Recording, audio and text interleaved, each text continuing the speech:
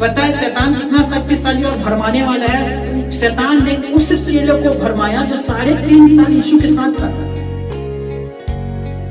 उस चेले को भरमाया जो यीशु के साथ रहकर उसके मेज पर खाना खाता था। दोस्तों वो 3.5 साल जब मिनिस्ट्री किया तो 3.5 साल यीशु के हाथ से बड़े बड़े चमत्कारों को देखा था। वो चेला यहूदा, इसको रोटी थैली उसके हाथों में रहता था। वो रोटी खरीद कर लाता था, खरीद कर रोटी मछली और प्रभु को देता था। 3.5 साल उसके साथ रहने वाला चेलों को सही से सोचिए, शैतान ने भरमा दिया।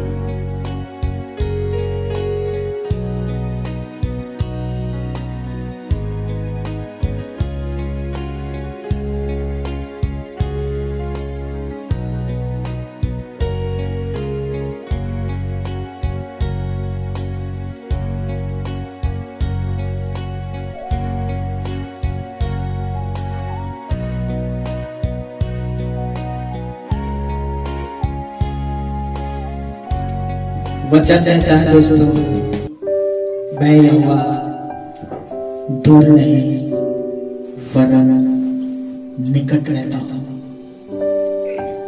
तुम अपने मुंह को खोलकर मुझसे प्रार्थना करो, मैं तुम्हारे प्रार्थना को सुनूंगा। तुम मुझसे निवेदन करो, मैं तुम्हारी निवेदन की उत्तर दूंगा। तुम मुझसे मांगो, मैं तुम्हें आशीष दूंगा। क्योंकि तुम मेरे संतान हो, मेरे रचना हो। मैं तुमसे प्यार करता हूँ और प्यार करता रहूंगा। प्रभु परमेश्वर आप सभी से प्यार करता है दोस्तों। हाँ, आपने सही सुना, परमेश्वर आपसे प्यार करता है। और आज यीशु आप सबसे कहता है, मांग कर देखो, मैं तुम्हें खाली नहीं भेजूंगा। मांगो, मैं तुम्हें आज दूंगा। हम में से हर एक आज परमेश्वर के आशीष ग्रहण करके अपने घर जाएंगे। हम में से हर एक आज परमेश्वर के छुटकारा को देखेंगे। हम में से आज हर एक परमेश्वर के बरकतों को देखेंगे और परमेश्वर की हुजूरी में आज चलेंगे। दोस्तों मैं सच कहता हूँ, आज आप परमेश्वर से हाथ उठाकर उससे मांगे, वे आपको आज देने जा रहे हैं। वो आपको आशीषों से भरने जा रहे हैं। आप में से हर एक आज आशीषित होने जा रहे हैं।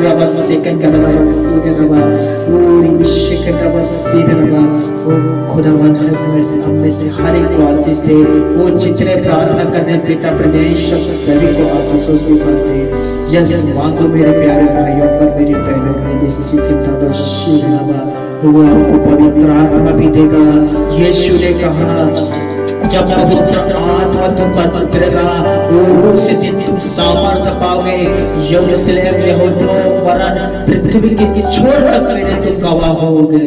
यह सब समय आ गया है कि हम पवित्र आत्मा से भरे और उसकी गवाही के लिए खड़े हुए और उसकी गवाही को हम हर एक गांव में, हर एक घर में, हर एक चौराहों पर उसके गवाहियों को दे।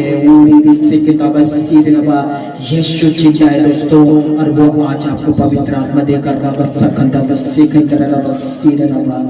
यस पिता परमेश्वर हम में से हर एक को पवित्र आत्मा से भरिए। हम में से हर एक को पिता परमेश्वर उतरा उतरा उतरा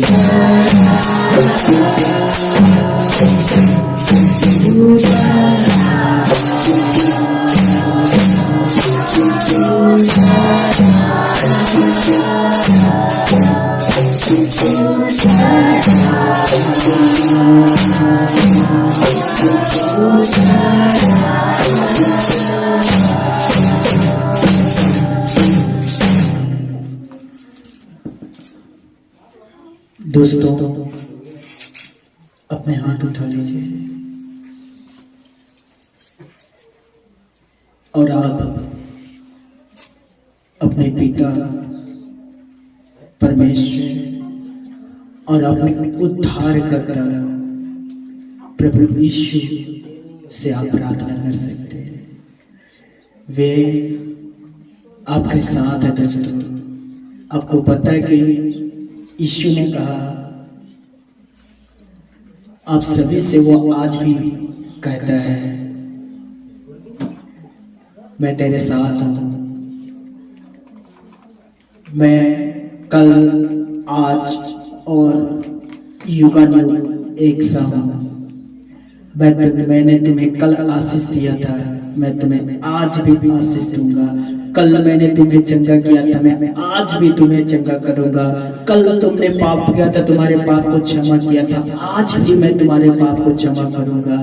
मैं कभी नहीं बदलता, ये यीशु कहता है। दोस्तों, आप प्रभु को वहीं देख सकते हैं जहां वो है। दोस्तों, मेरे प्यारे भाइयों, मेरी प्यारी बहनों, आप प्रभु से प्रार्थना करिए। प्रार्थना करोगे तो ही आप उसके प्रेम को महसूस कर पाओगे। प्रार्थना करोगे तो ही आप उसके प्यार को जान पाओगे, क्योंकि यीशु आपसे बेइंतहा मोहब्बत करता है। वे आपसे प्यार करता है। यदि आपके परिवार वाले आपसे प्यार नहीं करता तो भी यीशु आपसे प्यार करता है।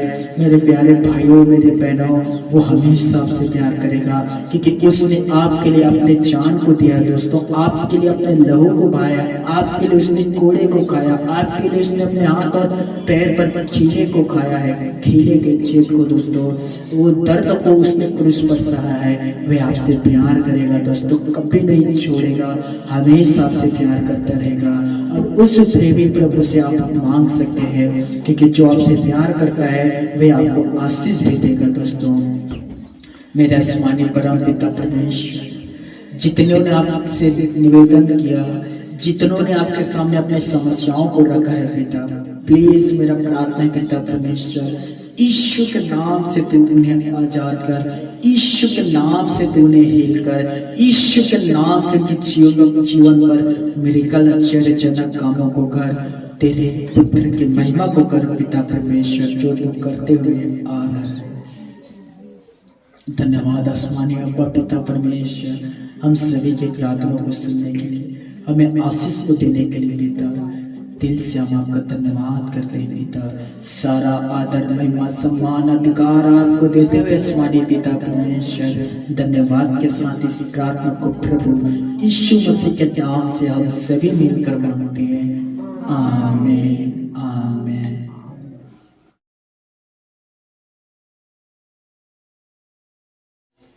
सर्वप्रथम सभी को जय मसीह की। आप सभी को ज्ञात होगा 2022 बीत गया, हम लोग 2023 में आए हुए हैं। 2022 दिसंबर से लेकर फरवरी तक लगातार सताव जो है हमारे भारत देश में हो रहा है, और ये दिन प्रतिदिन बढ़ते हुए जा रहा है। दोस्तों, मैं बहुत सारे ऐसे मसीह ग्रुप में जुड़ा हुआ हूँ, और वहाँ मेरे पास आए दिन मैसेज और वीडियो आते रहते हैं, और मैं देखता हूँ कि भवनों को जलाया जा रहा है। मैं देख रहा हूँ विश्वासियों को घर से बाहर निकाला जा रहा है, और इन कामों को करके कुछ भाई लोग सोचते हैं कि हम लोग महान काम कर रहे हैं और परमेश्वर के कार्य कर रहे हैं। तो मैं उन लोगों से कहना चाहता हूँ कि ये परमेश्वर के कार्य नहीं है। परमेश्वर ने कि इंसान को इसीलिए बनाया कि भाईचारे से रहे, एक दूसरे के सपोर्ट करे, कमजोर है उसे संभाले, निर्बल है उसे बल दे, गिरे हुए हैं उसे ऊपर उठाए। बाइबल में हमें कभी भी प्रभु यीशु मसीह ने ये शिक्षा नहीं दिया कि बेटा तेरा जो विरोधी है तू उसके प्रति विरोध का काम कर। नहीं, हमारा बाइबल ऐसा नहीं कहता। हमारा बाइबल कहता है कि जो लोग बुराई करते हैं उसके प्रति तुम लोग भलाई करो, क्योंकि तुम भलाई करके बुराई को जीत लोगे। हालेलुया। और मुझे लगता है दोस्तों, जो लोग इन सब काम को कर रहे हैं उन्हें ग्रंथ के बारे में पता नहीं है। कबीरदास ने बहुत सुंदर दोहा कहा था दोस्तों, जहां दया होता है वहां धर्म होता है, और जहां लोभ होता है वहां पाप होता है, और जहां क्षमा होता है वहां परमेश्वर होता है। भक्ति क्या है दोस्तों? दया भाव होना चाहिए किसी के प्रति, नफरत नहीं होना चाहिए, क्रोध अहंकार नहीं। जो लोग क्रोध और अहंकार करते हैं, मैंने कबीरदास कहता है, जो लोग क्रोध और अहंकार करता है वहां पाप रहता है, और जो लोग क्षमा करता है वहां परमेश्वर रहता है। हालेलुया। इसीलिए हमारा प्रभु कहता है अपने विरोधियों को क्षमा करो। मत्ती 6:14, तुम मनुष्य के अपराध क्षमा करो, आसमानी परमेश्वर पिता तुम्हारे लिए अपराध क्षमा करेगा। हालेलुया। इसीलिए हमारे हृदय में किसी के प्रति नफरत नहीं है। हम उन हर एक विरोधियों को क्षमा किए हैं जो जिन लोगों ने हमारे विरुद्ध गुनाह किया था। मेरे प्यारे भाइयों और मेरी बहनों, मैं विशेष करके उन लोगों से बात करना चाहता हूं जो इस तरह के काम कर रहे हैं। याद रखिए, आज आप विश्वासों से लड़ रहे हैं, विश्वासों को सता रहे हैं, पर याद रखिए ऊपर वाले भी एक दिन आपके विरुद्ध खड़ा होगा, फिर आप कहां जाओगे? पता है, अभी कुछ दिन पहले हमारे भारत देश में भूकंप हुआ। कुछ दिन पहले दिल्ली में, अब नीच पर पढ़ना दोस्तों, तुर्की में भूकंप हुआ, सीरिया में भूकंप हुआ, बहुत भयानक भूकंप था। 21,000 से अधिक लोग मारे गए। मत्ती 24 अध्याय पढ़ना, वहां लिखा है मेरे आने से पहले जगह जगह भूकंप होगा। अब देख सकते हैं भूकंप हो रहा है। यीशु ने कहा बहुत अकाल पड़ेगा, बहुत सारे अकाल, बहुत जगहों पर अकाल पड़ा, बिहार, बहुत सारे राज्यों में दोस्तों। प्रभु यीशु ने कहा जाति जाति के विरोध हो जाएंगे। अब देखिए, बहुत एक देश दूसरे देश के लड़ाई कर रहे हैं। यीशु ने कहा महामारियां आएंगे, अभी भी कोरोना है, गया नहीं है दोस्तों। और जब मैं प्रकाशित वाक्य की पुस्तक पढ़ रहा था, भविष्य की पुस्तकें, और उसमें लिखा है कि परमेश्वर के पुत्र यीशु ने पुस्तक खोला और मोहरों को तोड़ा गया। ये दूसरे तीसरे मोहर को जब तोड़ा गया तो लिखा है कि एक ही स्वर्गदूत आया और वो लाल घोड़े में बैठा हुआ था और पृथ्वी पर उसे अधिकार दिया गया था कि वो पृथ्वी पर बीमारी लाए और वो जंगली पशु, बनेरे पशु के द्वारा पृथ्वी पर बीमारी लाए और पृथ्वी के 1/3 मनुष्यों को नष्ट कर दे। इत्तेफाक नहीं है ये कोरोना वायरस की पृथ्वी पर आना। प्रकाशित वाक्य 6वें अध्याय पढ़िए, जानवरों के द्वारा मनुष्यों के 1/3 को नष्ट करेगा। और देखिए ये कोविड-19 के कारण पृथ्वी के 1/3 मनुष्य नष्ट होने जा रहे हैं दोस्तों, अभी क्योंकि वायरस खत्म नहीं हुआ है। क्योंकि जो बाइबल में लिखा है वो होगा दोस्तों। यीशु ने कहा कि मेरे नाम के कारण सब लोग तुमसे बैर करेंगे और तुम्हें सताएंगे। वो देखिए आज भी हो रहा है। हालेलुया। मेरे प्यारे भाइयों और मेरी बहनों, जब आज हम इन सब चीजों को होते हुए अपने आंखों से देख रहे हैं, बाइबल कहता है दूसरे के समान सोते ना रहना, जागते और सावधान रहना। वो दिन तुम पर अचानक ना आ पड़े। मेरे प्यारे भाइयों और मेरी बहनों, हमें आलसीपन में जीवन व्यतीत नहीं करना है। दूसरों के समान खाना और सोने में जीवन को नहीं बर्बाद करना है। मैं मम्मी को कह रहा था 2 दिन पहले, माँ जी आप मुझे खाना देते हो, मैं निवेदन करता हूँ मुझे कम खाना दिया करो, इतना सारा क्यों निकाल कर खाना लाते हो एक साथ। मेरे मम्मी ऐसा खाना देगा कि वो आपको दोबारा लेने की जरूरत नहीं है। सच कह रहा हूँ, वो भरपूरी से देता है, एक ही बार। वो कहता है दोबारा कौन देगा, एक बार में जितना खाना है एक ही बार में खा। मैं कहता तो कभी ऐसा तो मम्मी 3 जो है उसे गला भी बांध दो, मांगने का भी जरूरत नहीं पड़ेगा। तो मैं मम्मी से हर दिन कहता हूँ मम्मी कम खाना दिया करो, और मम्मी कहता है बेटा जितना दिया हूँ उतना काफी है, दबा कर नहीं दिया हूँ, बस हल्का से हाथ से बर्तन में रखा, खा ले। और मैं कहीं ना कहीं मैं खाना को छोड़ता हूँ क्योंकि वो ज्यादा देता है मुझे। और मम्मी से कहता हूँ मम्मी कम खाना दिया करो, कम खाऊंगा कम नींद आएगा, ज्यादा खाऊंगा ज्यादा नींद आएगा, इसीलिए मुझे कम खाना है और डाइट भी करना है, ऐसा ना हो कि मैं मोटा हो जाऊं। समझ में आ रहा है? क्योंकि एक भाई ने कहा पेट और घमंड, सभी कहे पेट और जब ये बढ़ता है तो कोई भी दूसरे को गला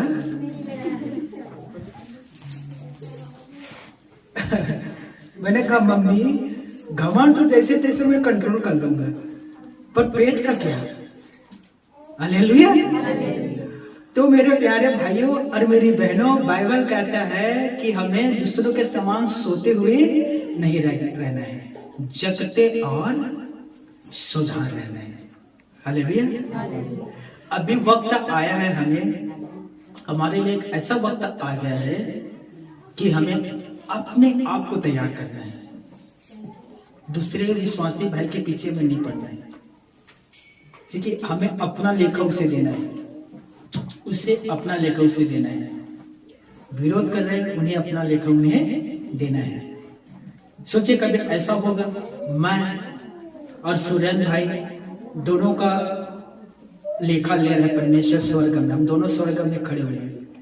सुरेंद्र भाई से पूछता है सुरेंद्र बताओ ईश्वर ने क्या क्या किया? वो कहेगा मैं क्या जानता हूँ प्रभु इसने क्या किया। वो अपने घर में रहता था, मैं अपने घर में रहता था, मेरे नजर में तो प्रभु आपका दास था। मुझसे पूछेगा अगेश्वर बताओ सुरेंद्र ने क्या क्या किया, मैं बोलूंगा मैं क्या जानू प्रभु। वो अपने घर में रहता था, रविवार को भवन आता था, आराधना में संगति करता था, उसके बाद घर चला जाता था। परमेश्वर अगेश्वर से अगेश्वर का लेखा लेगा और सुरेंद्र से सुरेंद्र का लेखा लेगा। हालेलुया। तो ये जो नेचर प्रकृति हमारे जो ये पृथ्वी है, इस पर जो विपत्ति आते हैं, भूचाल आता है, भूकंप होता है, महामारी आता है, बाढ़ आता है, किसके आज्ञा से आता है? कौन भेजता है दोस्तों? आमोस 3 अध्याय 6वें पद में लिखा है, क्या लिखा नहीं है बाइबल में, क्या यहोवा के बिना भेजे किसी नगर में कोई विपत्ति आएगा? क्या परमेश्वर के बिना भेजे कहीं कोई विपत्ति आता है दोस्तों? क्या ये जो महामारी आया अपनी इच्छा से आया? सोदोम और अमोरा क्यों नष्ट हुआ? बाइबल कहता है कि वहां के पाप और चिल्लाहट बढ़ गया था, इसीलिए परमेश्वर ने नष्ट किया। नूह के समय में जल प्रलय क्यों आया? उत्पत्ति 6वें अध्याय में लिखा है क्योंकि सब मनुष्यों ने अपने चाल चलन को बिगाड़ लिया था और सभी मनुष्यों के काम बुरे थे और अपनी बुद्धि के अनुसार चलते थे, ना कि परमेश्वर के अनुसार। परमेश्वर के भय किसी भी इंसान के अंदर नहीं था, सब लोगों ने अपने चाल चलन को बिगाड़ लिया था, इसीलिए उस समय जल प्रलय आया था। हमें घबराने की जरूरत नहीं है दोस्तों। इन सारी चीजों को जब हमारे सामने हो रहा है, हमारे आंखों में हो रहा है, मीडिया के द्वारा, टीवी के द्वारा हम देख रहे हैं, घबराने की जरूरत नहीं है। बाइबल हमें सावधान रहने के लिए कह रहा है और अपने आप को तैयार करने के लिए कह रहा है। हालेलुया। सुनिए दोस्तों, भले ही बहुत सारे लोग कहते हैं कि इनका गिनती कम है, तो हम लोग अल्पसंख्या है, बहुत सारी गिनती है, तो हमारे ज्यादा गिनती वजह के होने के कारण कम वालों को हम दबाएं। बाइबल में से बहुत सारी घटना है जहां मिलता है कि 300 लोगों ने 1,20,000 व्यक्तियों को हरा दिया था, केवल 300 लोगों ने। सोचिए, जिसके ओर परमेश्वर है, क्या वो एक है? हाँ? बाइबल में भजन संहिता में लिखा है, सेनाओं का यहोवा। सोचिए, जिसके पास परमेश्वर खड़ा है, क्या वो एक व्यक्ति है? और बाइबल पर निर्गमन पर लिखा है कि परमेश्वर अपने लोगों के ओर से लड़ता है। हालेलुया।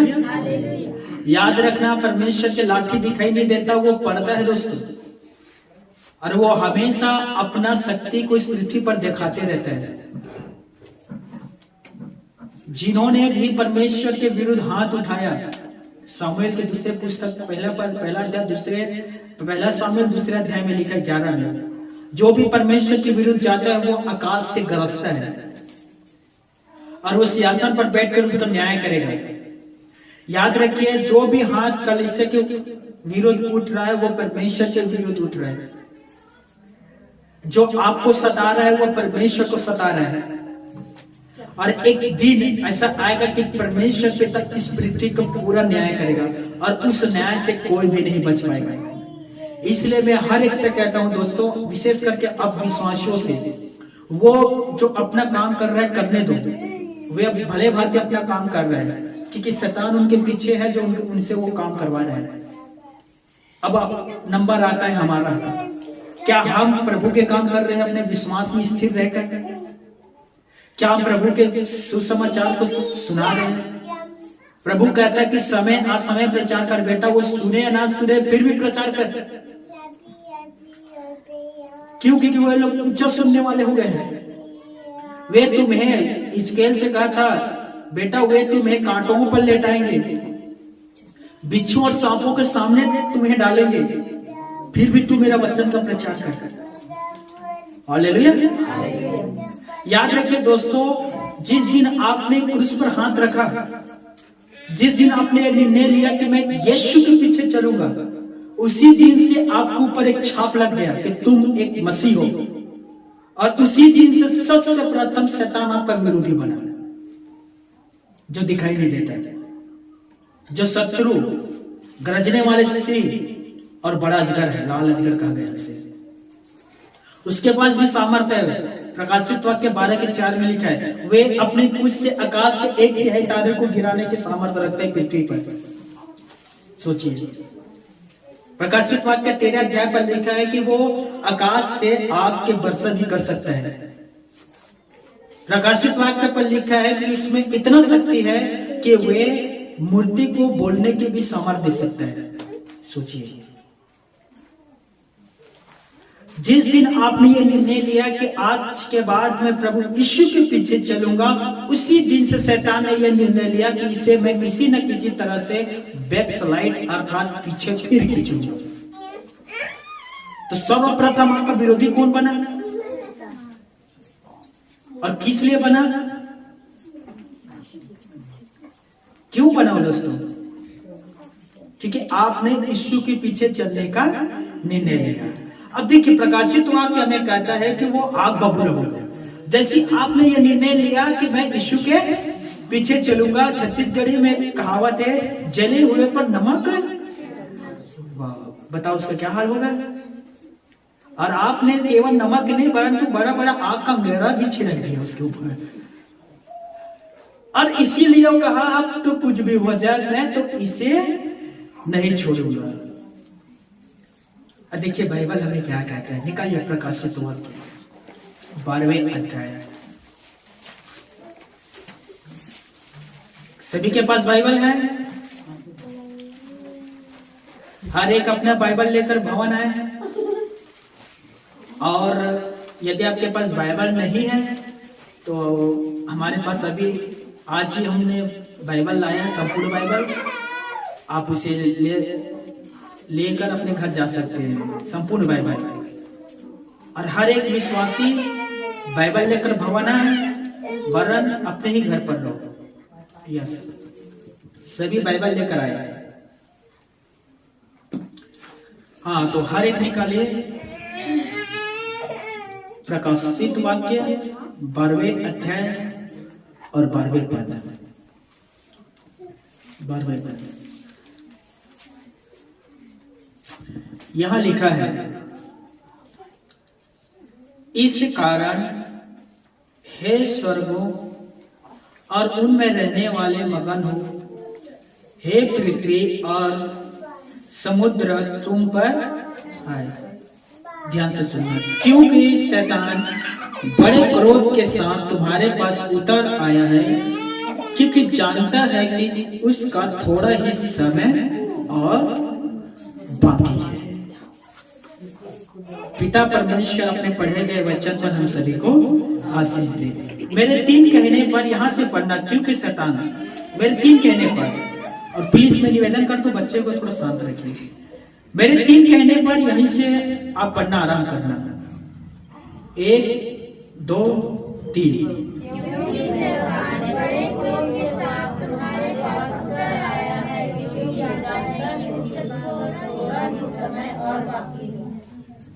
एक अमेजिंग बात आपको मैं बताता हूं।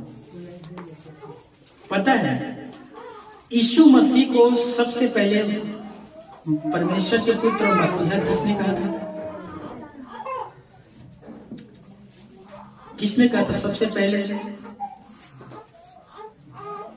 सबसे पहले यीशु मसीह को परमेश्वर के प्रिय पुत्र, माफ करना, परमेश्वर के जन और परमेश्वर के बेटा किसने कहा था? सर्वप्रथम शैतान ने कहा था।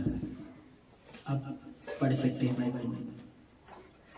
जब यीशु मसीह शुरुआत, जब प्रचार करने के लिए आरंभ किया तो वो आराधनालय में गए, और आराधनालय में वो वचन प्रचार कर रहा था। वहां एक व्यक्ति था जिसके अंदर डीमन था, शैतान। उसने यीशु को देखकर कहा, मैं जानता हूं तू कौन है, मैं जानता हूं तू परमेश्वर के पवित्र जन है। एक जगह शैतान ने चिल्लाकर कहा, हे परमेश्वर के पुत्र यीशु नसरी, हमें तुझसे क्या काम? एक जगह शैतान ने कहा, हे यीशु मैं तुझसे विनती करता हूं, अभी मुझे इसके शरीर से ना निकाल, क्योंकि मेरा समय अभी नहीं आया है। शैतान क्या कह रहा? मेरा समय अभी नहीं आया है। शैतान को 2 बात पता चल गया था। पहला, यही परमेश्वर के पुत्र है, और दूसरा यही है जो वो समय लेकर आएगा। याद रखना, शैतान इस बात को जानता है, जिस दिन यीशु नर्सरी का दूसरा आगमन होगा वो दिन हमारा अंतिम दिन है। इसलिए ये शैतान कहता है कि हमारा समय नहीं आया है। देखिए, हम विश्वासियों को बाद में पता चला कि यीशु जगत को उद्धार करता है, ये जगत का उद्धार करता है, ये परमेश्वर के पुत्र है। मनुष्यों ने बाद में जाना, लेकिन पहली शैतान ने जान लिया था। और वही बात देखिए यहाँ भी प्रकाशित वाक्य पर लिखा। ध्यान दीजिए, इसमें ध्यान दीजिए कलाम में, वचन पर दोस्तों। देखिए क्या कहते हैं आखिरी में, क्योंकि जानता है कि उसका थोड़ा ही समय और बाकी है। मैं आप सभी से कहता हूं, आप सब जो यहाँ विश्वासी हैं, मैं कहता हूं 15 दिन के बाद यीशु आएगा। अब क्या करोगे दोस्तों? हाँ, यदि मैं आपसे कहता हूं, मैं रात को प्रार्थना कर रहा था और प्रभु मेरे पास आया, कहा 15 दिन बाद मैं आने वाला हूं मगेश्वर, अपने लोगों को तैयार रहने के लिए कर रहे हैं। मैं 15 दिन बाद आ रहा हूं। बताइए अब क्या करोगे दोस्तों?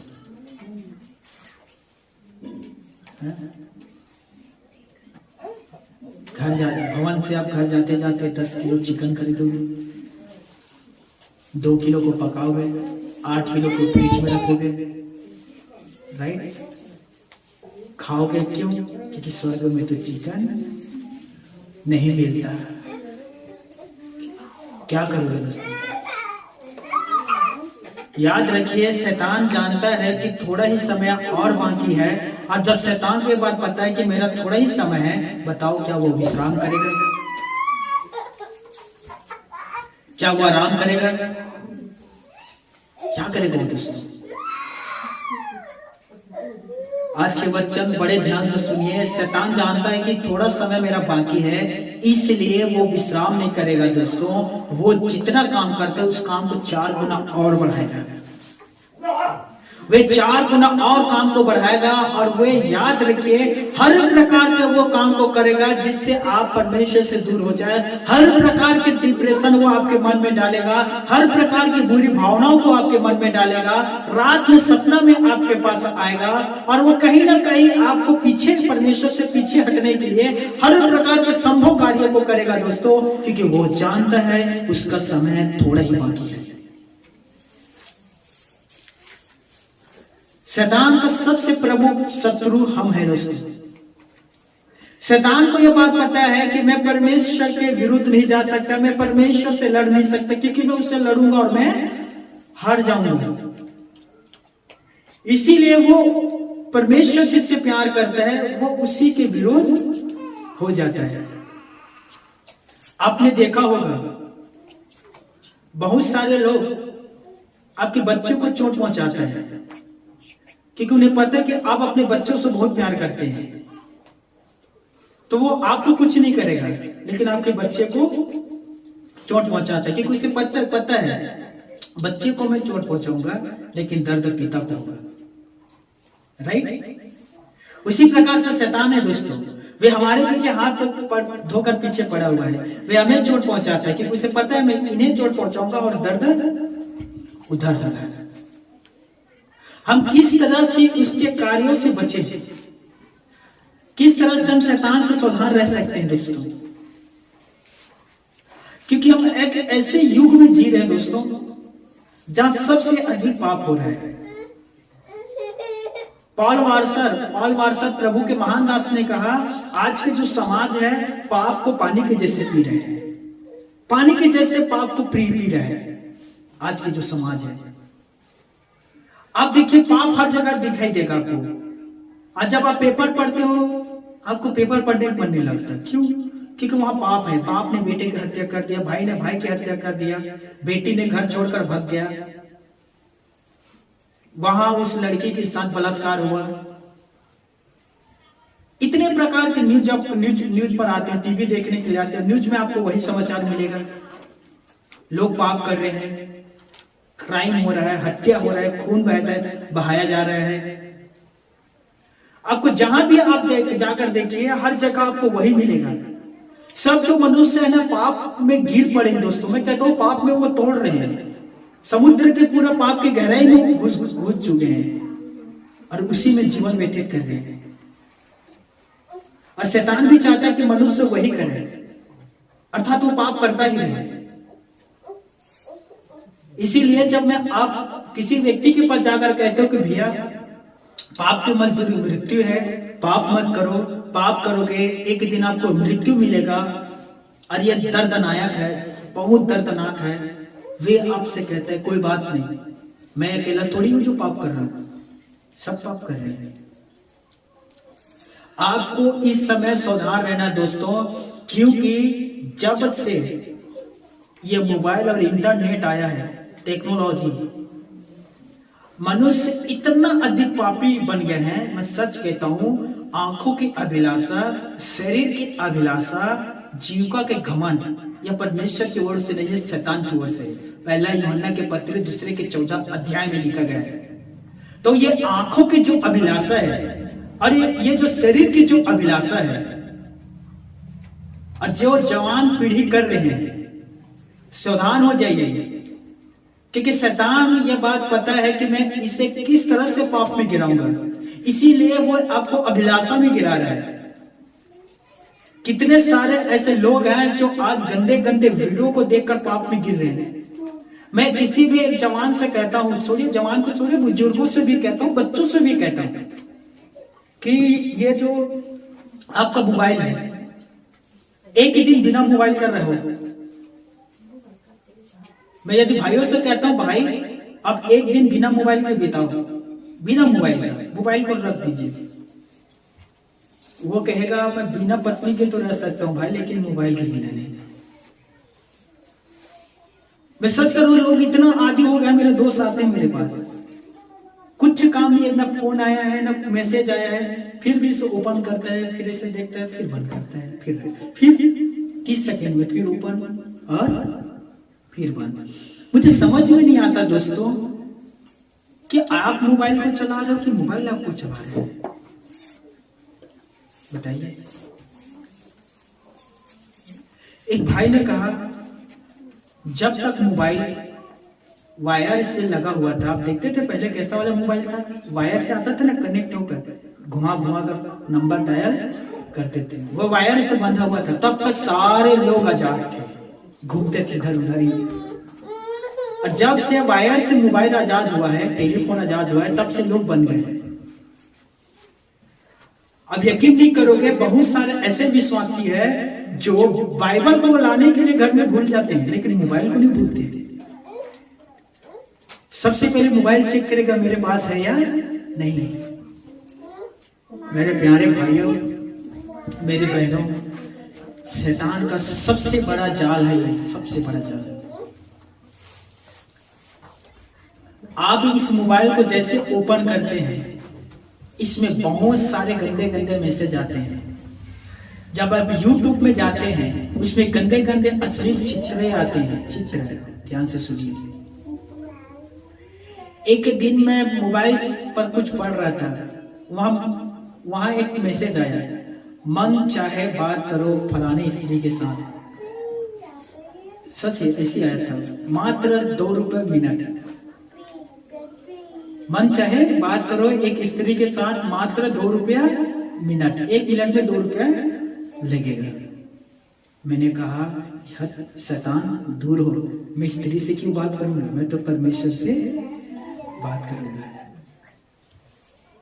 अब विश्वास नहीं करोगे, मेरे पास इस मोबाइल में व्हाट्सएप है, क्योंकि मैंने वो एक ग्रुप बनाया हमारे भवन का, और मैं जो वीडियो अपलोड करता हूँ उसे उस ग्रुप में शेयर करता हूँ। मनुष्यों को मैं हर दिन सुबह एक वचन लिखकर भेजता हूँ पढ़ने के लिए, इसीलिए मेरे पास क्या है, व्हाट्सएप। बहुत सारे लोग हैं जो मोबाइल पर फालतू फालतू एप्सों को इंस्टॉल करके रखे हैं। कितनों के पास फेसबुक है, ट्विटर है कि नहीं, और क्या आता है, कूटर है पता नहीं, इंस्टाग्राम है, बताइए, इंस्टाग्राम है, और क्या आते हैं। मैं एक दिन फेसबुक मैंने चलो इंस्टॉल कर लिया, मैं एक दिन फेसबुक इंस्टॉल कर लिया। मैं नहीं करूँ, गलत है, आप लोग जो रखे गलत है, नहीं, गलत चीज इस्तेमाल करते हो तो गलत है, ध्यान दीजिए। फालतू समय खाता है तो गलत है। मैं एक दिन फेसबुक इंस्टॉल किया, ठीक है, मैंने अपना अकाउंट बना लिया, मैं इंस्टॉल किया। मैं देखता हूँ कि व्हाट्सएप पर भी मैसेज आ रहा है और फेसबुक पर भी मैसेज आ रहा है। मैंने कहा, प्रभु मैं दोनों को समय नहीं दे सकता, मैं तो या तो व्हाट्सएप को समय दूंगा या तो फेसबुक को समय दूंगा, दोनों में मैं समय दूंगा तो मेरा समय जो है वो व्यर्थ हो जाएगा। तो ऊपर से आवाज आया, एक को काट दे। हालेलुया। मैंने फिर फेसबुक को काट दिया। 1 या 2 दिन के लिए मैंने इंस्टॉल किया था, उसके बाद मेरे मोबाइल में नहीं है दोस्तों, मैं रखना भी नहीं चाहता। समय का बर्बादी है। अब आप यकीन करिए जितनों के पास इतने सारे ऐप्स हैं, वो फिर एक बार जाता है व्हाट्सएप खोलता है, देखते हैं अरे व्हाट्सएप में किसका मैसेज आया किसका नहीं आया, ठीक है व्हाट्सएप चेकिंग हो गया, फिर हो जाएगा फेसबुक में फेसबुक चेक करेगा, फिर हो जाएगा ट्विटर में ट्विटर चेक करेगा, राइट, फिर हो जाएगा इंस्टाग्राम पर इंस्टाग्राम चेक करेगा, पता नहीं, फिर यूट्यूब में जाएगा यूट्यूब। तो समय खा रहे कि नहीं खा रहे दोस्तों? मिनिमम 5-5 मिनट भी दे रहे हो, 6 है तो कितना मिनट खा लिया आपको? आधा घंटा ले लिया ना भाई, बताइए। और आपको पता नहीं चल रहा है दोस्तों, लेकिन ये जो शैतान का ये जो मोबाइल जो हथियार है, लैपटॉप जो हथियार है ना दोस्तों, वो धीरे धीरे आपको अपने जाल में ना बांधते जा रहा है। आप बाइबल के नहीं लेकिन मोबाइल के आगे बढ़ते जा रहे हैं, सच कह रहा हूं। आज के जो लोग हैं ना बाइबल के नहीं मोबाइल के आदी बनते जा रहे हैं। पहले एक समय होता था कि लोग सुबह उठकर परमेश्वर की इबादत करता था, परमेश्वर की महिमा करते थे, फिर बाइबल पढ़ता था। अब ऐसा समय आगा कि सर्वप्रथम लोग सुबह उठते हैं पहले मोबाइल चेक करते हैं, किसने मैसेज भेजा किसने नहीं भेजा, किसने गुड नाइट किया किसने गुड नाइट नहीं किया, कौन है जो कहता है गुड मॉर्निंग और कौन कहता है जो गुड मॉर्निंग नहीं। मुझे समझ में नहीं आता है ये बकवास चीज में आपको कितना समय लगता होगा। ये बकवास चीजें हैं दोस्तों। अच्छा कि मेरे में कोई गुड नाइट और गुड मॉर्निंग का मैसेज नहीं भेजता। कल्पना करिए एक व्यक्ति दर्द में परेशान में पीड़ित है, वो दर्द में वो रो रहा है, तो क्या कहता है शुभ रात्रि। वो क्या कहेगा? मेरे जगह वहां कि तुझे पता चलता शुभ रात्रि क्या है। हाँ, पूरे रात के प्रेशर में पूरे रात में वो रोया, सुबह उठता तो बाल खड़ी खड़ी है उसका, समझ में आ रहा है? आंख उसमें पूरा लाल लाल दिख रहा है, और कोई कहता है अच्छा सुबह गुड मॉर्निंग। वो क्या कहेगा दोस्तों? क्या आपके गुड लिखने से क्या वो गुड होगा? क्या आपके गुड नाइट लिखने से सच में शांति से सोएगा? क्यों ये सब चीज करते हो दोस्तों, बताइए। हमारी बहन सबसे आगे है, मैं देखता हूं, मैं समझ में आ रहा है। पता नहीं लोगों को कौन सा भूत तो नहीं कहूंगा ऐसे नहीं कहूंगा कौन सा भूत सवार है तो नहीं कहूंगा, पर मैं ये कहूंगा ये कौन सा जुनून है जो आपके ऊपर सवार है। जहां जाते हैं मैं देखता हूं, हम लोग पिकनिक के लिए मनकू देव गए थे, वहां जहां पीछे से सेल्फी ले रहे, अच्छा तो थोड़ा देख मतलब पीछे बैकग्राउंड जैसे भी अच्छा मिला, सेल्फी करने के लिए सेल्फी लेते हैं, ठीक है, मोबाइल पर डालेंगे। अभी नया सेल्फी लिया, पुराने वाले को डिलीट करेंगे, क्यों? क्योंकि मेमोरी भरा पड़ा है, पूरा पिक्चर में मेमोरी भरा पड़ा है, और इसी में जीवन करते हैं। उसमें जाते हैं एप्स के द्वारा, उसमें आप जो काला चेहरा है उसे और गोरा करते हैं और गोरा करते हैं, फिर उसके जो देखिए मैं सच कहता हूँ इतना समय बर्बाद करते हैं एप्स के द्वारा। फिर जो अपने होठों में फिर लिपस्टिक लगाते हैं, फिर एप्स के द्वारा अपना आईब्रो बनाते हैं, बाल को फिर संवारते हैं, पूरे एप्स के द्वारा ना। फिर वो जो है अगला कुछ अलग थी, अब एप्स के द्वारा कुछ अलग बन गया। फिर अपने पति के पास फोटो सेंड करता है, देखो जी मैं हूँ। पति भी कहता है ये झूठा है, फोटो देखकर क्या कहता है ये झूठा है, रियलिटी में मैं जानता हूं तुम कैसे हो। क्यों ऐसा समझ करते हैं बताइए। एक भाई ने कहा सुअर आप सभी ने देखे हैं, सुअर हाँ पिग यानी सुअर, उसके मुंह देखे आप कैसे रहते हैं, देखे कि नहीं देखे कैसे रहते हैं उसका मुंह। इसी प्रकार के आजकल के बहने पोज बनाते हैं, बताओ कितने प्रकार के कला है, पता है कि कहां से इन लोग को मिले होंगे। कौन? मुझे लगता है इजबेल जो इनकी माता है, कौन मतलब आपका नहीं कह रहा हूँ, सेल्फी का जो इजबेल जो माता है वो आते होंगे, इजबेल का आत्मा, और इन्हें ये सब चीज सिखाते हैं। समझ में नहीं आता ये सब चीज करके आपको हासिल क्या होता है, मुझे बताइए। मैं उसमें जाना नहीं चाहता दोस्तों, पर मैं आप सबसे सावधान करना चाहता हूँ, आप सभी को। वो अपना काम कर रहे हैं दोस्तों, पर आपको पता नहीं है, लेकिन कहीं ना कहीं धीरे धीरे आपके शरीर में वो काम करना शुरू कर दिया है। आप अपने आप को जांच कर देखिए, ध्यान से सुनना सारे विश्वासी, आप अपने आप को जांच कर देखना। आज घर जाओगे तो पहले का मेरा आराम कैसा था मसीह में, और अब मैं कैसा हूं मसीह में। जब शुरुआत किया था तो मैं कैसा था मसीह में, और अभी मैं कैसा हूं मसीह में। पहले मैं कितना घंटा प्रभु को देता था, अब मैं कितना घंटा प्रभु को देता हूं। ध्यान दीजिए, पहले मैं कितने समय तक बाइबल पढ़ता था, अब मैं कितने समय तक मैं बाइबल पढ़ता हूं। यदि आप एक तरफ हाँ और एक तरफ ना रखोगे, ध्यान से सुनना, एक कॉपी में लिखिए, एक तरफ हाँ दूसरे तरफ ना। मैं पहले कितने घंटा बाइबल पढ़ता था, इतना घंटा। अब मैं कितना घंटा पढ़ता हूँ, इतना घंटा। एक तरफ हाँ एक तरफ ना, एक तरफ हाँ एक तरफ ना रखिए। फिर देखिए कौन है जो आपको ज्यादा मिलता है, कौन है जो आपको कम मिलता है। यदि आपका जो सवाल का प्रश्न ना तरफ ज्यादा, तो कहीं ना कहीं शैतान आपके जीवन पर काम करना शुरू कर दे, आपको पता नहीं चल रहा होगा दोस्तों। आपको लगता होगा कि मैं 2 मिनट प्रार्थना कर लिया, प्रभु का धन्यवाद करूंगा, उसकी संगति में सदा रहूंगा। 5 मिनट मैंने बाइबल पढ़ लिया, मेरे जीवन पर शैतान काम नहीं करेगा, तो आप गलत प्रेमी पर होगा, आप गलत रास्ते पर हो। पता है शैतान कितना शक्तिशाली और भरमाने वाला है। शैतान ने उस चेले को भरमाया जो 3.5 साल यीशु के साथ था। उस चेले को भरमाया जो यीशु के साथ रहकर उसके मेज पर खाना खाता था। दोस्तों, वो 3.5 साल जब मिनिस्ट्री किया तो 3.5 साल यीशु के हाथ से बड़े बड़े चमत्कारों को देखा था। वो चेला यहूदा, इसको रोटी, थैली उसके हाथों में रहता था, वो रोटी खरीद कर लाता था, खरीद कर रोटी मछली और प्रभु को देता था। 3.5 साल उसके साथ रहने वाला चेलों को सही से सोचिए, शैतान ने भरमा दिया। मेरे प्यारे भाइयों, मेरी बहनों, एक कॉपी लिखिए जा करके, मैं पहले कितना समय देता था, अब कितना समय देता हूं। फिर आप देखिए आपका जवाब क्या मिलता है। हाँ मिलता है तो प्रभु को आप धन्यवाद दीजिए कि प्रभु शुक्रिया, आपने मुझे बचाया है और मेरा जो समय था वो बढ़ गया। मैं आपका दिल से धन्यवाद देता हूं। लेकिन रिजल्ट नहीं आता तो कहीं ना कहीं आपके अंदर शैतान काम करना आरंभ कर दिया है। उसे ललकारो और यीशु के नाम से भगाओ। लौट आओ दोस्तों, लौट आइए।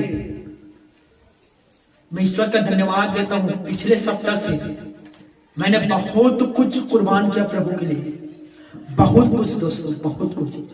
जो मेरा समय लेता था मैंने उसे दूर किया और मैं प्रभु के पीछे चलने का निर्णय लिया हूं पिछले सप्ताह से। और पता है मैं प्रभु को अधिक से अधिक और समय देने लगा। हालेलुया। मेरा मोबाइल ज्यादातर अब साइलेंट रहता है, अननोन नंबर आते हैं, मैं ज्यादातर नहीं उठाता हूँ। क्यों? क्योंकि मैं वचन पढ़ता हूँ या तो फिर प्रार्थना में रहता हूँ। और यह करके मुझे और खुशी मिला। हालेलुया। मेरे प्यारे भाइयों, मेरे बहनों, शैतान जो है ना 3 कार्य जो है निरंतर करता है, और वो 3 कार्य करने के द्वारा वो आपको अपने पास खींचना चाहता है। और ये बात आयुब की पुस्तक में लिखा हुआ है। अब सभी मेरे साथ निकालिए आयुब की पुस्तक। आयुब की पुस्तक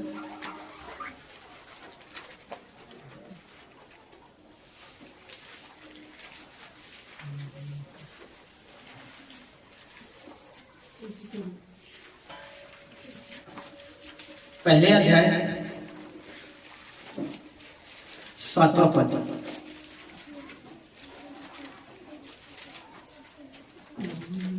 हाँ, आयुब की पुस्तक पहला अध्याय, पहला चैप्टर, 7 वर्ष।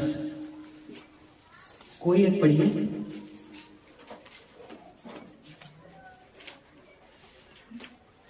हाँ, कोई भी एक पढ़िए जोर से। यहोवा ने शैतान से पूछा। देखिए यहाँ प्रश्न कर रहा है परमेश्वर पिता, शैतान से प्रश्न कर रहा है। ध्यान दीजिए ना, ध्यान देना। यहोवा ने शैतान से पूछा, तू कहाँ से आता है? तू कहाँ से आता है? देखिए परमेश्वर शैतान से पूछ रहा है, तू कहाँ से आ रहा है? आगे शैतान ने यहोवा को उत्तर दिया। अब शैतान यहोवा को उत्तर दे रहा है, पृथ्वी पर इधर उधर घूमते फिरते और बोलते डालते आया हूँ।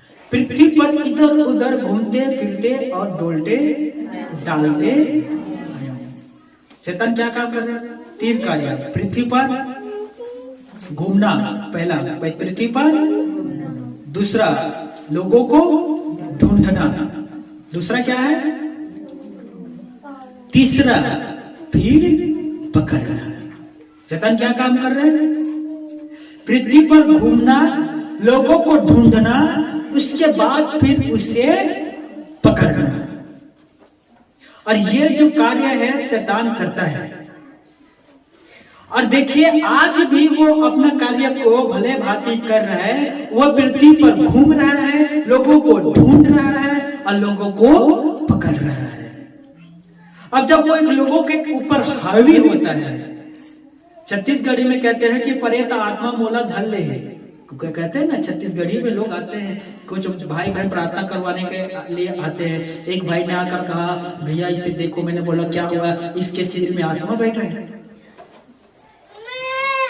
राइट? होता है कि नहीं होता है दोस्तों?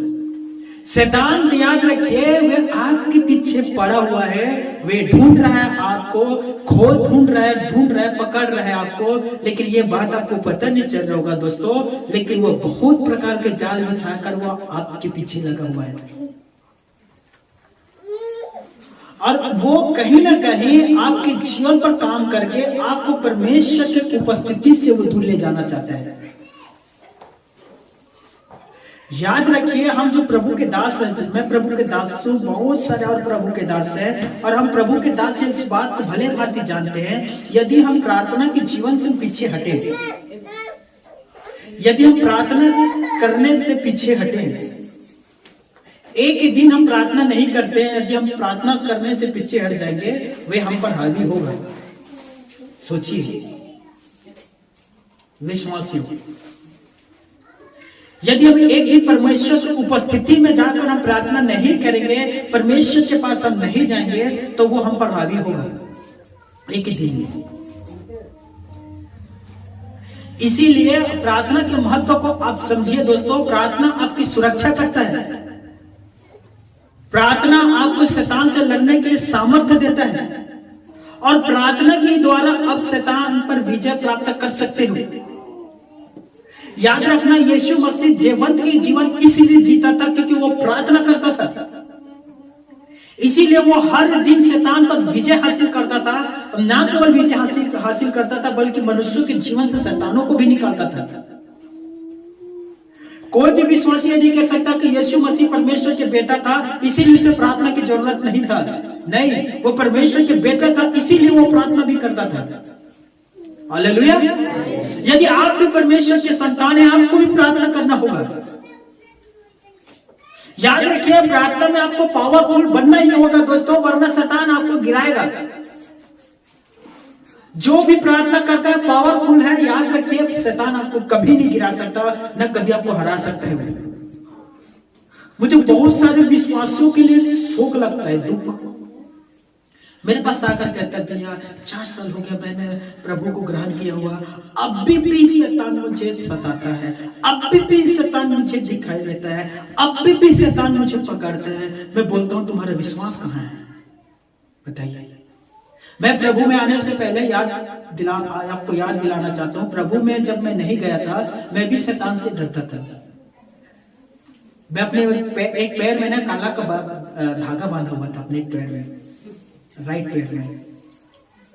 मम्मी ने कहा इससे नजर नहीं लगता, जो भी नजर लगेगा तुझे नहीं, काला धागा को लगेगा। तो मैंने एक काला धागा बांध लिया भाई। फिर एक बाबा एक बैगा आकर कहा, अगेश्वर तू तो गया। मैं बोला क्या हुआ, मैं कैसे, कहाँ गया, क्या हुआ बताओ तो उसने कहा तेरा नाम लिख दिया गया है, फलाना दिन तू चला जाएगा। मैंने कहा बचा लो। बताओ मैं क्या करूं बचने के लिए? उसने कहा अब भी तुरंत जा, देसी मुर्गी के अंडा, देसी मुर्गी के काला पंख, सच कह रहा हूं, दूध, एक बोतल दारू और ताजा नींबू लेकर आ, और उसी के द्वारा तू बच पाएगा। मुझे बचना था भाई, मैं क्या करता। मैंने कहा भाई जल्दी जल्दी ये सब चीज लाओ, क्योंकि मेरा नाम होटल लिस्ट में चढ़ गया, शैतान ने चढ़ा दिया। फलाना दिन है वो मुझे मारने वाला है, अर्थात लेकर जाने वाला है। दारू लाया, वो गटगट पी लिया भाई, अंडा का पराठा बनाकर खा लिया, ऑमलेट बनाकर, और जो मुर्गी का खाली पाकी था काला वाले, और जो नींबू बचा था उसे काट कर आधा अपना चूस लिया और आधा काट कर मुझे दिया। कहता है जहाँ सोता है बिस्तर के नीचे रख देना। मैंने कहा इससे बच जाऊंगा, 100% बच जाओगे। समझ में आए? वो दारू पिया, डकार मारा और निकल गया। अब मैंने वो काला पंखी नींबू का कटा हुआ आधा नींबू मैंने उसे अपने मुसरिया पर जो तकिया रहते ना पिलो उसके नीचे रख दिया और मैं सोया। इतना बुरा बुरा सपना आने लगा। मैं देखता था बड़ा बड़ा दांत वाले मेरे पास आ रहे हैं और मेरे पैर को काट रहा है, मेरे पीठ को काट रहा है। समझ में आ रहा है? और उसमें से कुछ महिला भी थी, वो मेरे गाल को भी काट रही थी। समझ में आ रहा है? फिर मुझे नींद ही नहीं आ रहा था, अजीब अजीब सपने आता था। और इस तरह के मूर्खता का काम मैंने भी किया था दोस्तों। और ये सब गलत है, सब गलत था मेरे लिए, सब गलत। लोग बचने के लिए इस प्रकार के काम करते हैं और ये सरासर गलत है दोस्तों। बी केयरफुल, सावधान रहना। ऐसे लोगों के पास तो जाना ही नहीं चाहिए जो आपसे कुछ लेते हैं। पहला चीज आपको ध्यान रखना होगा, आपसे कुछ लेते हैं और कहते हैं कि हम काम कर देंगे। वो काम करे या ना करे, उसका भला हो गया, आपका हो गया ना या ना हो, उसका भला हो गया। तो इसी तरह से दोस्तों शैतान जो है ना भाइयों और मेरे बहनों, आपके पीछे इसीलिए पड़ा हुआ है क्योंकि आपके नाम में एक नाम जुड़ गया है, आपका एक पहचान है कि आप परमेश्वर की संतान हैं। बाइबल पर लिखा है लूका रचित सुसमाचार 4 अध्याय और उसके 5 या 6 पद में है, वहां लिखा है जब शैतान ने यीशु की परीक्षा कर लिया, कुछ पल के लिए यीशु से चला गया। कुछ पल के लिए बस यीशु से दूर हुआ था, हमेशा के लिए दूर नहीं हुआ था दोस्तों। क्योंकि शैतान आगे और यीशु के ऊपर अटैक करता था, इसीलिए कुछ पल के लिए यीशु को छोड़कर गया था। इसीलिए आप में से बहुत सारे भाई बहन हैं दुष्ट आत्मा से पीड़ित रहते हैं, हमारे पास आते हैं, दुष्ट आत्मा उसके शरीर से निकल जाता है, उसके बाद वो सोचते कि अब हम आजाद हो गए। नहीं, वे बस आपको छोड़कर कुछ देर के लिए दूर गया है, लेकिन आप जैसे गुनाह करोगे वो वापस आपके शरीर में प्रवेश करेगा। इसीलिए वो दूर गया है कि पहले से ज्यादा आपके हालत को बिगाड़े। शैतान के कार्यों को समझे, वो कहीं ना कहीं आपके शरीर में आने के लिए आपसे पाप करवाएगा। बिना वजह के वो आपके शरीर में नहीं आता दोस्तों। उसे ये परमेश्वर ने अधिकार नहीं दिया है। जैसे मैं प्रभु के दास हूं, मेरे शरीर में ऐसे ही नहीं प्रवेश कर सकता हूँ। आप प्रभु के बेटी और बेटा हो, आपके अंदर वो ऐसे ही नहीं आ सकता। वो उसे आपके शरीर में आने के लिए पहला चीज परमेश्वर का परमिशन चाहिए। वो परमेश्वर से बोलेगा क्या मैं इसके शरीर में जाऊं, पहला चीज। दूसरा चीज, यदि आप पाप करते हैं, किसी भी प्रकार के पाप हो, छोटा हो बड़ा हो, मेरे बहन, यदि आप अपने पति के जेब से भी 10 रुपए निकालते हो, वो भी आता है ना पाप की श्रेणी में। समझ में आ रहा है? चाहे आप मेरे भाई हो, अपनी पत्नी को नाराज करते हैं या कुछ गंदे शब्द कहते हो, वो भी पाप की श्रेणी में आता है। किसी भी प्रकार के गुनाह करते हो तो आपने शैतान के लिए दरवाजा खोल दिया। याद रख लीजिए, अब जब अपराध होगा आपने शैतान के लिए दरवाजा खोल दिया। इसीलिए उन भाई बहन से मैं कहता हूं जो कहता है कि भैया 4 साल से प्रभु पीछे चल रहे हैं, 5 साल से प्रभु पीछे चल रहे हैं, हमारे साथ फिर क्यों ऐसा होता है? मैं उन भाई बहन से पूछना चाहता हूं आप गलती क्यों करते हैं? अब गलती क्यों करते हो मुझे बताइए, क्यों? कठिन काम है परमेश्वर के पास थोड़ा सी प्रार्थना करना, कठिन काम है कि परमेश्वर के वचन को पढ़ना। बताइए ना। मैं शुक्रवार को एक प्रश्न पूछा था, YouTube में उपलब्ध भी है, आपने देखा होगा तो आपको समझ में आया होगा। मैंने एक प्रश्न पूछा वहां, और आपसे भी वही प्रश्न को मैं दोहराता हूँ। यहाँ कितने सारे लोग हैं, कितने लोग हैं जो पूरे बाइबल पढ़ चुके हैं? हाथ उठाइए। 1 गोविंद भाई, और पूरे बाइबल पढ़ चुके, उत्पत्ति से प्रकाशित वाक्य तक पूरे बाइबल में, पूरे बाइबल। एक आदमी बताओ, मैं भी हूं, मैं तो कितने बार पढ़ा हूं, 2 आदमी।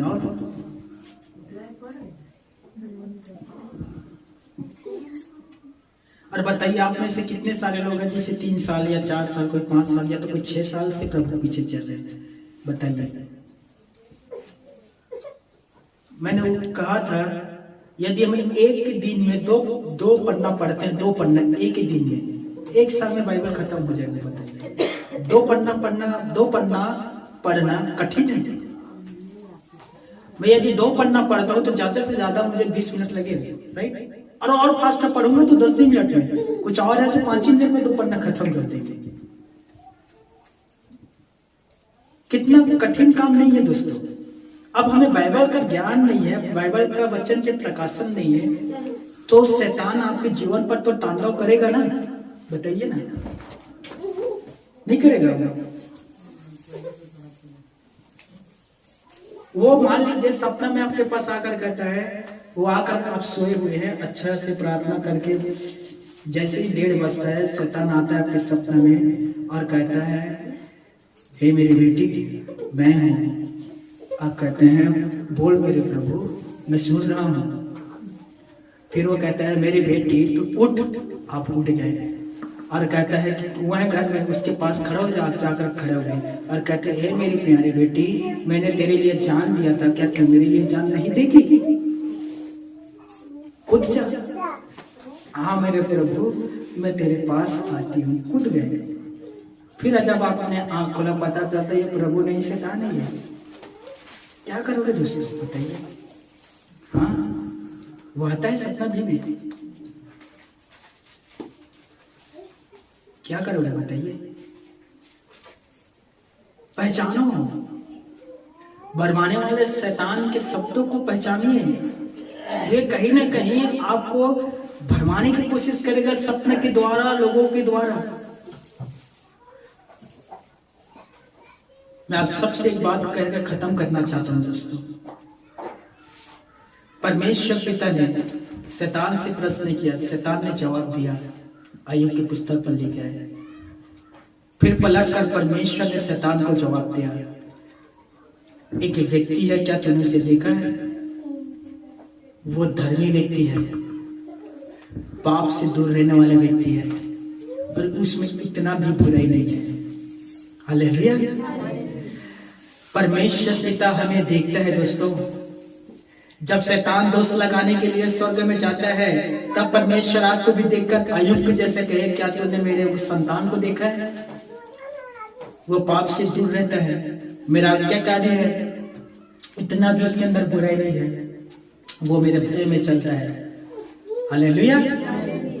मेरे प्यारे भाइयों और मेरी प्यारी बहनों, ईश्वर हर दिन हमें देखता है दोस्तों। और इसीलिए यीशु ने कहा मत्ती रचित सुसमाचार अध्याय 5 के 16 पद में, तुम्हारा उजाला मनुष्यों के सामने इस तरह से चमके कि तुम्हारे भले कामों को देखकर परमेश्वर की महिमा करें। हालेलुया। इस तरह से काम करना दोस्तों कि आपके भले काम को देखकर परमेश्वर की महिमा होना चाहिए। मैं कहता हूं कि शैतान भी परमेश्वर की महिमा करे कि वो कितना अच्छा है। हालेलुया। ना कि वहां कोई आकर परमेश्वर के विरुद्ध हाथ उठाए और कहे, शैतान वहां जाकर, ये देख तूने इसके लिए ये किया, वो किया, वो किया, वो किया, वो किया, लेकिन देख ये क्या काम कर रहा है, ये मेरा काम कर रहा है। दरअसल ये तेरा बेटा नहीं वरन मेरा बेटा है। प्लीज मैं निवेदन करता हूं दोस्तों, आप सभी आज जाकर एक काम को जो मैंने कहा था करना, एक बुक लेना, कॉपी, और एक तरफ हाँ और दूसरी तरफ ना लिखना, फिर एक तरफ लिखना, मैं प्रभु में जाने से पहले, जाने के बाद मेरा आराम कैसा था, कितने घंटा प्रार्थना करता था, अब कितना घंटा करता हूँ, कितने घंटा वचन पढ़ता था, अब कितने घंटा वचन पढ़ता हूँ, पहले प्रभु के भवन में जाना कैसा था, अब मैं कैसे जाती हूँ, पहले मेरा लाइफ स्टाइल कैसा था, अब मैं कैसे जीती हूँ। एक एक लिखना दोस्तों, फिर मिलाना पहले से लेकर अब तक, फिर जवाब आपके आत्मा आपको दे देगा। ये काम जरूर आज आप अपने घर पर जाकर करना है। यदि रिजल्ट नहीं आता तो आपको व्यक्तिगत प्रार्थना करना है, अंगीकार करना है और अपना रिश्ता फिर से परमेश्वर से सुधारना है। ध्यान से सुन लीजिए, मैं आप सबके लिए प्रार्थना करने जा रहा हूँ।